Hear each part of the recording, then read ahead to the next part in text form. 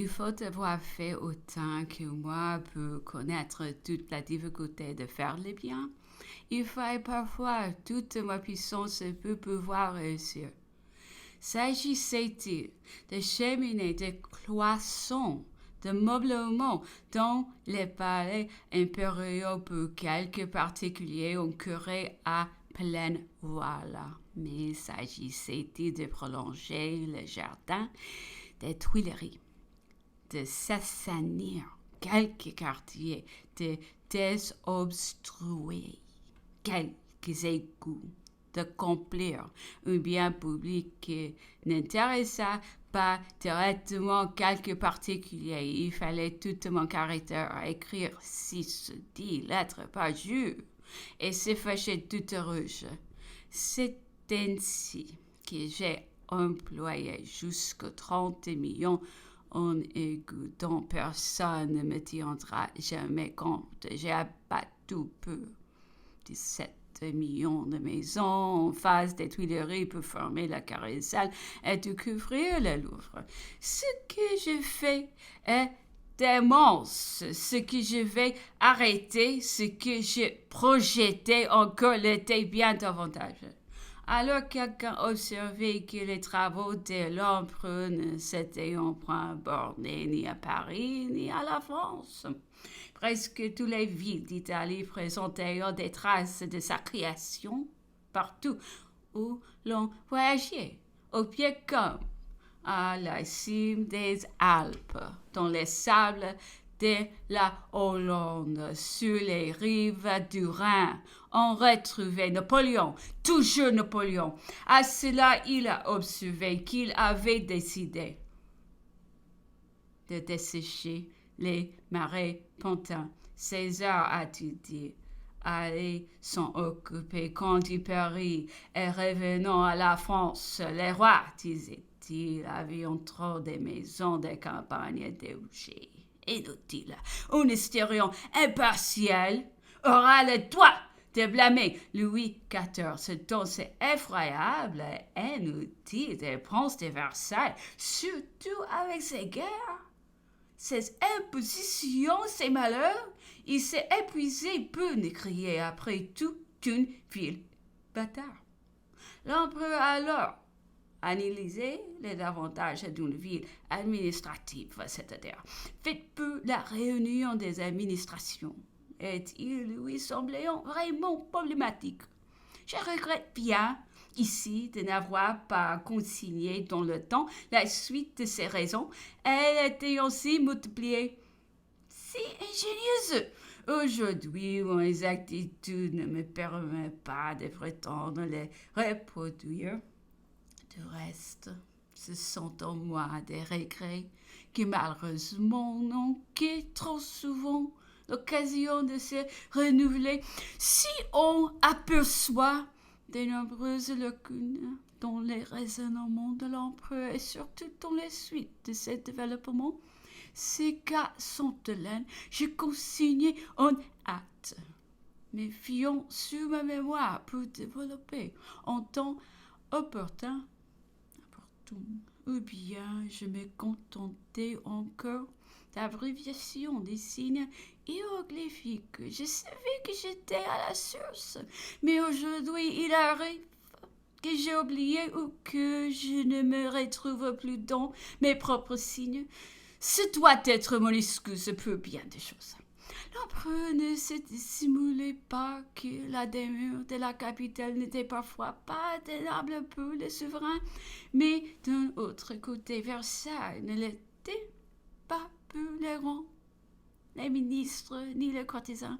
C'était donc une faute de Louis XIV. S'il n'avait entrepris ce Versailles que pour le séjour des rois, lorsque Saint-Germain était tout trouvé sous sa main, la nature semblait l'avoir fait exprès pour le véritable demeure des rois de France. Lui-même, Napoléon avait fait des fautes à cet égard, car il ne fallait pas, disait-il, celui dont tout ce qu'on avait fait, il aurait dû retrancher Compiègne, par exemple. Et il regrettait d'avoir fait son mariage au lieu de Fontainebleau. Voilà, disait-il en répétant Fontainebleau, la vraie des murs des rois, la maison des siècles. Peut-être n'était-ce pas rigoureusement un palais d'architecte, mais bien sûrement un lieu d'habitation bien calculé, parfaitement convenable. C'était ce qui y avait sans doute des plus commodes, des plus heureusement situés en Europe pour les souverains. Il passait alors en revue les capitales qui avaient visité les maisons des rois qu'il avait parcourues et nous donnait de beaucoup la supériorité. Fontainebleau, ajoutait-il encore, était aussi en même temps la situation politique et militaire la plus convenable. L'empereur se reprochait les dépenses qu'il avait faites à Versailles. Mais fallait-il bien encore, disait-il, l'empêcher de tomber en ruine?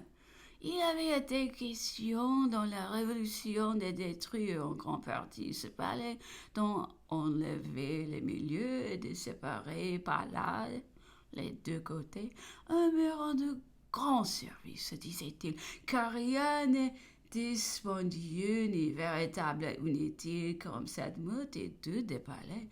Et si pourtant on m'a vu entreprendre celui du roi de Rome, c'est que je vais de vous à moi, et puis encore c'est qu'ouvré, je n'ai jamais songé que préparer le terrain, je m'en fusse de nous là. Mes erreurs en dépenses de ce genre, ajoutait-il, ne pouvaient après tout être grandes grâce à mes budgets. Ces erreurs apercevions et se corrigeaient de force chaque année. Elles ne pouvaient jamais aller au-delà d'une petite quantité de la faute principale.